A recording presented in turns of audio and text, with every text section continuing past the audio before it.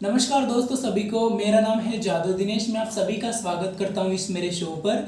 दोस्तों, हमने इससे पहले की वीडियो में बात की थी कि हम हर कोई जो भी सक्सेस इंसान होता है उसकी लाइफ के बारे में और उसकी पूरे जीवन चरित्र के बारे में हम हमारे शो पर लाकर उनकी मुसीबतों के बारे में और उनके उतार चढ़ाव के बारे में यहाँ पर हम पूछते हैं, उनका इंटरव्यू लेते हैं दोस्तों। तो इससे पहले भी हमने बहुत सारे लोगों को बुलाया और आपने भी देखा था, लेकिन आज हमारे शो पर एक ऐसी शख्सियत आने वाली है जो अभी तक किसी भी शो पर नहीं गए, पहली बार हमारे शो पर आने वाली है दोस्तों। उस इंसान ने अभी तक अपने बचपन से ही बस एक छोटी सी उम्र तक इतना बड़ा इतिहास रच दिया है कि कहानी की जगह पर अभी तक कोई नहीं रचा है दोस्तों। ये एक शायर है जो बचपन से ही शायरी करते हैं, तो हम उनका स्वागत आपकी जोरदार तालियों के बीच करेंगे। उसका नाम है तीरथ मीना, उर्फ हम उसे प्यार से ऋषभ बुलाते हैं दोस्तों। तो आपकी सबकी जोरदार तालियों के बीच हम स्वागत करते हैं ऋषभ जी का। हेलो। आइए ऋषभ जी, आइए। धन्यवाद आपका, आपने हमें बुलाया। नहीं नहीं, थैंक यू, आप भी बैठिए, तशरीफ रखिए। Thank you. तो तीरथ जी, आपको कैसा लगा ये हमारा सेटअप इंटरव्यू का? यहाँ पे मुझे बहुत अच्छा लगा, आपकी सब व्यवस्थाएं अच्छी लगी मुझे। यहाँ पे अच्छा लगा। आने में कोई तकलीफ तो नहीं हुई? आने में कोई तकलीफ नहीं हुई, मैं आसानी से पहुँच गया। जब हमारी टीम ने आपको अप्रोच किया तो आप कह रहे थे कि हमारे पास टाइम नहीं है। हाँ, थोड़ा मैं व्यस्त था, अभी मेरा अध्ययन चल रहा है, थोड़ी पढ़ाई, तो उस पढ़ाई की वजह से मैं थोड़ा व्यस्त था, इस वजह से मैंने एक उस तरीके से बोला था आपसे। तो आपने पढ़ाई के साथ शायरी का करियर और पढ़ाई दोनों आप एक साथ मिलकर कर रहे हो? हाँ, मैं एक साथ कर रहा हूँ, अभी मेरी पढ़ाई भी चल रही है और मैं शायरी के क्षेत्र में भी थोड़ा। दोनों में मुश्किलें आ रही है आपको? हाँ, थोड़ी मुश्किल तो आती है, क्योंकि शायरी में भी लिखता हूँ कुछ तो समय देना पड़ता है, और कुछ समय मेरा, अधिकतर समय मेरा वैसे पढ़ाई में जाता है, लेकिन दोनों कर रहा हूँ मैं। आपको ये शायरी का ये फील्ड आपको कैसे पसंद आया? मतलब किस एज से आप इस फील्ड में जाना चाहते थे, उसके बारे में कुछ विचार दीजिए। मैं इस फील्ड में बचपन के बाद में, जब मुझे कुछ समय पहले जब मैंने शायरियाँ लिखना स्टार्ट किया कुछ सालों पहले, तो मैंने यूं ही एक दो शायरियाँ से लिखी थी। कभी ऐसे दोस्तों के साथ बैठे रहते थे तो शायरी बोल देते थे, लेकिन बाद में फिर मुझे लगा कि मैं शायरी लिख सकता हूँ, तो फिर मैंने कुछ शायरियाँ लिखी। तो पिछले मैं 3-4 साल से कुछ शायरी, कविताएँ वगैरह कुछ ऐसे लिख रहा हूँ। तो अभी मैं कविता शायरी के साथ साथ एक मैंने अभी यात्रा वृत्तांत भी लिखा है, तो अभी पूरा नहीं हुआ, वो कुछ दिन लगेंगे उसमें।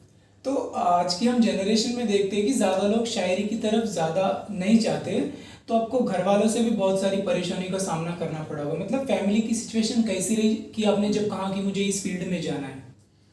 जब उन्हें पता चला कि मैं ये शायरी लिखता हूँ या फिर कविताएं पढ़ता हूँ, तो उन्होंने मना कर दिया था। मतलब मना करना, ऑब्वियसली करेंगे। हाँ, उन्होंने बोला ये मतलब क्या है, क्या गुनगुनाता रहता है। क्योंकि ग्रामीण क्षेत्रों में इनका ज़्यादा कुछ है नहीं इतना, ये लोगों को प्रभावित नहीं करती ये चीज़ें जब बहुत ज़्यादा लेवल पे। तो बोलते थे कि ये मतलब क्या कर रहा है, कुछ स्पेशल कुछ खास है नहीं इसमें, तो उन्होंने मना कर दिया था। तो जब मैं घर पे कुछ बोलता था, कविता गुनगुनाता था, तो मेरी मम्मी बोलती थी कि ये मतलब क्या गा रहा है, क्या है, बेवकूफ़ी की बात है। तो लेकिन उसके बाद फिर मैंने उनसे बोला कि मैं ये सब नहीं कर रहा, बस ऐसे ही बोलता रहता हूँ। लेकिन मैं लिखता रहा, पढ़ाई के साथ साथ में कविताएं शायरियाँ लिखता रहा, और दोस्तों के साथ या फिर जहाँ मुझे मंच पे कहीं बोलने का मौका मिलता था तो मैं बोलता था ऐसे। मतलब आपने चोरी छुपे भी अपनी मेहनत जारी रखी? हाँ हाँ, ये मैंने ये जरूर किया है। लेकिन अब घर वालों को मैं बता देता हूँ कि मैं मतलब कविताएं कुछ ये लिखता हूँ, शायरी करता हूँ, तो अब वो इतना मना नहीं करते। किस तरह की शायरी लिखना आपको पसंद है? मैं वैसे सुनना सब तरीके की शायरी पसंद करता हूँ और सब शायरों को सुनता हूँ, लेकिन लिखने के बारे में अगर मैं बताऊँ तो मैं प्रेम के आधारित पर मतलब प्रेम के ऊपर ज़्यादा लिखना पसंद करता हूँ, और वर्तमान के जो नवयुवक हैं उनके ऊपर ज़्यादा लिखना पसंद करता हूँ। बाकी मैं पॉलिटिक्स में थोड़ा इंटरेस्ट लेता हूँ, तो उसके ऊपर भी कभी कभार थोड़ा राजनीति पर भी आपको इंटरेस्ट है? जी, उसमें भी थोड़ा मैं लिख देता हूँ कभी। तो आपको इस फील्ड में शायरी की फील्ड में आपका गुरु आप किससे मानते हो? मतलब कोई होंगे ना, उनको देखकर आपने सोचा होगा कि मुझे भी इनकी तरह बनना है। हाँ हाँ, आइडियल कोई ना कोई तो होता ही है। हाँ। लेकिन स्पेशल मेरा ऐसा कोई, मतलब मैं अगर बोलूँ तो कोई एक को नहीं बोल सकता मैं, क्योंकि मैं बहुत सारे हैं शायद। हाँ, कुछ लोगों को पसंद करता हूँ जिनमें मेरे जो अच्छे, जिनका मैं ज़्यादा सुनना पसंद करता हूँ, जिन्हें मैं देखता हूँ, उनमें बशीर बद्र साहब हैं, राहत इंदौरी हैं। राहत इंदौरी साहब हमारे भी फेवरेट रहे हैं अभी तक। वो मेरे बहुत प्रिय शायर थे, जो उर्दू के बहुत बड़े शायर थे। कोरोना काल के दौरान उनकी मृत्यु हो अभी गई देहांत हुआ। जी। तो उसके बाद मुनव्वर राना हैं, मुनव्वर राना, राहत इंदौरी साहब। उसके बाद में ये जो शायर थे ये बहुत बड़े लेवल के शायर थे। बशीर बद्र साहब, हाँ बहुत बड़ी। जॉन एलिया साहब जी, मैगजीन भी छपी उनके बारे में बहुत सारी। जी जी बिल्कुल। तो आप उनमें से किन्हीं एक की एक शायरी बताकर हमें थोड़ा हंसाने का मौका करिए। कुछ एक शायरी बताइए किसी की भी, तीनों में से, राहत इंदौरी साहब या नारायण जी, किसी की भी एक शायरी बोलिए। जी जी। तो मैं जॉन एलिया साहब की एक शायरी बोलना हाँ चाहूँगा। तो फरमाइए। जो शायरी मुझे बहुत प्रिय सभी है। ऑडियंस आपको देखना चाहती हो एक शायरी के लिए, तो शायरी कीजिए। जी जी। तो ताली बजाइए। हौसला बढ़ा रहे, शायरी तो दीजिए। जॉन एलिया साहब की एक शायरी है कि जब भी आओगी खोया हुआ ही पाओगी मुझे। अच्छा, वाह वाह। जब भी आओगी खोया हुआ ही पाओगी मुझे। आवाज है, हाँ। मेरी तन्हाई में ख्वाबों के सिवा कुछ भी नहीं। जब भी आओगी खोया हुआ ही पाओगी मुझे। मेरी तन्हाई में ख्वाबों के सिवा कुछ भी नहीं। और मेरा कमरा सजाने की तमन्ना है तुम्हें। और तुम्हें मेरा कमरा सजाने की तमन्ना है तुम्हें। मेरे कमरे में किताबों के सिवा कुछ भी नहीं। बहुत इमोशनल हो गए आप। मतलब कुछ हुआ, मतलब आप, मुझे आपकी आवाज से ऐसा लगता है कि आपका कुछ रिलेशनशिप के बारे में मतलब कुछ हुआ है ऐसा, प्रेम की आपकी आवाज में ऐसा लग रहा है। दिल टूटा है शायद आपका। मतलब ये क्या होता है कि कुछ तो होता है ऐसा, क्योंकि शायरी बनने की जो एक होती है पूरी, उसमें होता है ऐसा कुछ कि दिल जले या दिल फूके या आशिक होते हैं। मतलब आपका हुआ है, हाँ? कह सकते हैं कुछ ना कुछ ऐसा हुआ है। तो शायरी अपने आप निकलती शायद मुझे ऐसा लगता है जो मेरा पर्सनली हाँ। अनुभव है, व्यक्तिगत रूप से अगर मैं कहूँ तो शायरी बनाई नहीं जाती, बनती है शायरी। बनती है। हाँ, शायरी बनने की शायद एक आध बार दिल का टूटना जायज है। कितनी बार टूटा है आपका दिल? ये मतलब ठीक है, होता है। होता रहता है। जी। तो जब आप ये शायरियाँ करते थे, हाँ। तो आपको बहुत सारे मतलब इनविटेशन आते थे कि हर एक कार्य को आपको अटेंड करना होता था। तो आपने अभी तक कितने कार्य अटेंड किए और कितने पुरस्कार आप पा चुके हैं?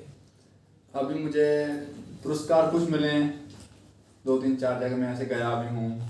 लोग ऐसे कभी इनवाइट करते हैं, कहीं ऐसे जाता हूँ तो मतलब बोलते हैं कि शायरी सुनाओ ऐसा कुछ, क्योंकि थोड़ा बहुत लोग जानते हैं तो मतलब ऐसा है। हाँ, आजकल सोशल मीडिया पर यही चल रहा है कि आपकी शायरियों के मतलब बहुत सारे जो अभी इस जनरेशन के लड़के हैं बहुत दीवाने हैं। मतलब आपकी शायरी मोटिवेशन के बारे में भी होती है, पढ़ाई के बारे में भी होती है जी।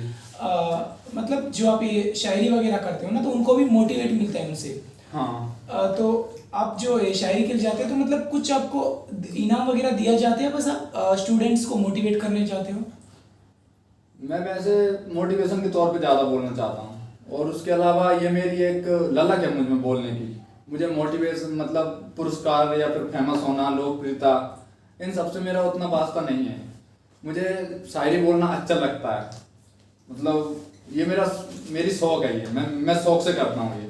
मतलब आपको इससे पैसे वगैरह की कुछ जरूरत है नहीं? हाँ, मुझे इससे मतलब ऐसा नहीं है कि मैं स्पेशली पैसों के लिए ये सब कर रहा हूँ। मतलब वो खुशी से जो दे आप वो ले सकते, लेकिन आप मांगते नहीं पैसे। हाँ, क्योंकि ये मेरी मतलब मैं शौक से करता हूँ, ये मेरा शौक है। बहुत अच्छी बात है आपकी। इसीलिए तो आपका दिन भर दिन सोशल मीडिया मतलब ज्यादा फेमस होते जा रहे हो। बहुत सारे फॉलोअर भी बढ़ गए आपके कुछ सालों से, मतलब दिन भर दिन भी बढ़ रहे, बहुत ज्यादा हो रहा है। तो आपको चेंज हो रही है आपकी लाइफ, मतलब लग रहा है कि ऐसे आप शायर की रेस में आगे जा रहे हो आपके फील्ड में। तो फिर इसके बाद पढ़ाई का क्या? अगर आप उस फील्ड में जाओगे तो इससे मतलब फैमिली को प्रॉब्लम होगी, तो किस फील्ड को आप चूज करोगे? मतलब फैमिली बोलेगी कि आप पढ़ाई करो, आप फील्ड इस फील्ड में जाना है, तो किसकी सुनोगे, फैमिली की या आपके मन की? वो देखो, ये है बात की शायरी और नौकरी या फिर जॉब या कैरियर के बारे में अगर अपन देखते हैं, और अगर दोनों अगर एक साथ हैं, दोनों में से किसी एक को अगर चॉइस करना हो, ऐसा अगर दोनों आता है ज़िंदगी में, तो मुझे लगता है कि जो लोग शायरी बोलते हैं वो दिल भरने के लिए बोलते हैं। जी जी। दिल हल्का करने के लिए बोलते हैं। लेकिन जो लोग जॉब करते हैं, नौकरी करते हैं, वो पेट भरने के लिए करते हैं। और जो लोग शायरी बोलते हैं वो दिल भरने के लिए करते हैं। तो मुझे लगता है कि क्या बात कही यार, बहुत अच्छे विचार। एक शायरी क्या बात कही। तो इसी बात पर एक शायरी, मतलब दिल टूटने वाली शायरी दीजिए। अभी ये एक जो शायरी है जो कुछ दिन पहले मैंने खुद ने लिखी थी, मेरी खुद की शायरी है। तो वो शायरी है कि थोड़ा बहुत गम थोड़ी खुशी लिखता हूँ, वाह। थोड़ा बहुत गम थोड़ी खुशी लिखता हूँ, हर बार खुशी न लिख पाऊँ ये मलाल है। थोड़ा बहुत गम थोड़ी खुशी लिखता हूँ, हर बार खुशी न लिख पाऊँ ये मलाल है। लोग पूछते हैं मुझसे तू क्यों और कैसे लिखता है, अब तू ही बता रे सब ये कैसा सवाल है। शायरी में तो बहुत दम है यार आपके, सच्ची को मुझे आपकी शायरी बहुत अच्छी लगी। तो मैं ऑडियंस में से सबको जानना चाहता हूँ कि आप किन्हीं के भी कुछ सवाल है क्या, मतलब ऋषभ जी से आप कुछ सवाल पूछना चाहते हैं। शायद वो लड़का आगे ऊपर हाथ कर रहा है, कुछ पूछ सकते हो तो पूछिए। जी ऋषभ जी, कैंपस में मैंने आपके चर्चे बहुत ज़्यादा सुने हैं जी। मैं जब भी उनके सामने आपका नाम लेता हूँ जी। वो सब एक ही शायरी दोहराते हैं कि तकिए भीग रहे हैं खारे पानी से। इसकी क्या वजह रही है, क्या इतिहास रहा है कि सब आपको अब इस शायरी के नाम से जानते हैं? हाँ, कृपया मैं भी इस बताइए। बात से अग्री करता हूँ कि जब से आप कैंपस से लौटे हैं सभी यही बोल रहे हैं कि तकिया तकिया, मतलब इस बात का क्या राज है, मतलब सभी यही जानना चाहते हैं, मतलब ये कुछ है क्या, मतलब पहेली है या इन कहानी तकियों है? में क्या है? इसे जानना चाहते थे, क्या है उसके बारे में थोड़े खुलकर बोलिए। ये जो तकिए बोलते रहते हैं मेरे फ्रेंड, हैदराबाद यूनिवर्सिटी जो कैंपस है इसमें आप पढ़े हैं उसमें? हाँ इसमें जो हूँ मैं, तो अभी क्या है इसमें ये एक शायरी है। ये शायरी मेरी नहीं है हालांकि, लेकिन मैंने 2-4 बार बोल दिया कहीं तो लोगों को लगता है ये शायरी मेरी है। तो वो जब भी हम मिलते हैं तो डिमांड करते हैं, बोलते हैं कि ये सुनाओ। आपने बोला होगा पहले। हाँ बोला है मैंने। तो ये शायरी है, मैं अगर आपको सुनाना चाहूँ तो। हाँ सुनाइए, वही हमें मतलब जो क्या है वो सुनना चाहते तो वो है कि तकिए भीग रहे हैं खारे पानी से। वाह वाह वाह। तकिए भीग रहे हैं खारे पानी से, जब से उसका किरदार अलग हुआ है मेरी कहानी से। वाह वाह। तकिए भीग रहे हैं खारे पानी से, जब से उसका किरदार अलग हुआ है मेरी कहानी से। और यहाँ मैं किसी लड़की से नजरें तक नहीं मिला पा रहा, और यहाँ मैं किसी लड़की से नजरें तक नहीं मिला पा रहा, और वो अपना लहंगा मिला रही है किसी की शेरवानी से। आपका बहुत ही जोर से टूटा है, मतलब बहुत ही मुश्किल से गुजर रहे हो आप इस शायरी में। मुझे लगता है ऐसा कि टूट गया है आपका भी फिलहाल। हाँ हाँ, आंखों में पानी भी आ रहा है, मतलब बहुत याद आ रही है कि मतलब हुआ क्या है, मतलब कुछ हुआ है आपके साथ शायद लाइफ में कहीं ना कहीं इस तरीके के दौर लगभग सबकी जिंदगी में आते हैं, एक आध बार तो आपकी जिंदगी में आ चुके हैं शायद। और मुझे लगता है शायर बनने के लिए ये दौर आना जरूरी है, थोड़ा तो ज्यादा आना चाहिए। सही है सही है। जी। और किसी के सवाल है इंटरव्यू में? तो बहुत अच्छा लगा तीरथ जी आपसे मिलकर। तो अब जाते जाते लास्ट मोमेंट पर एक शायरी बोलकर जाइए और हमारी ऑडियंस का मनोरंजन करके जाइए। जी बिल्कुल। हाँ। तो अभी कुछ दिन पहले मैंने एक शायरी लिखी थी, तो मेरी शायरी है, लिखा था कि लफ्जों की खातिर मैंने महबूब गवाया है, लफ्जों की खातिर मैंने महबूब गवाया है, तब जाके खुद के अंदर एक शायर जगाया है। लफ्जों की खातिर मैंने महबूब गवाया है, तब जाके खुद के अंदर एक शायर जगाया है। और ऐसे ही नहीं बन जाते नुकीले जज्बात, और ऐसे ही नहीं बन जाते नुकीले जज्बात, जरूर किसी ने तो इस शायर को बहुत सताया है। बहुत अच्छा लगा तीरथ जी आपसे बात करके। मुझे भी बहुत अच्छा लगा आपसे बात करके, और हमें समय देने के लिए धन्यवाद। थैंक यू, आपने मुझे बुलाया अपना। ओके, तो दोस्तों बने रहिए इस वीडियो में। हम आगे भी ऐसे बहुत सारे जो महान शख्सियतें जो भी इंसान अभी सक्सेसफुल हो रहे हैं इस जनरेशन में, किसी भी मोटिवेट वीडियो के लिए हम आप सभी को, मतलब अगला नंबर आपका भी हो सकता है। तो मेहनत करिए, आप जिस जगह पर ही अपने ऊपर भरोसा रखिए, मेहनत करिए, आप सक्सेसफुल बनिए। इसी के साथ मैं अपना इंटरव्यू खत्म करता हूँ। जय हिंद, जय भारत।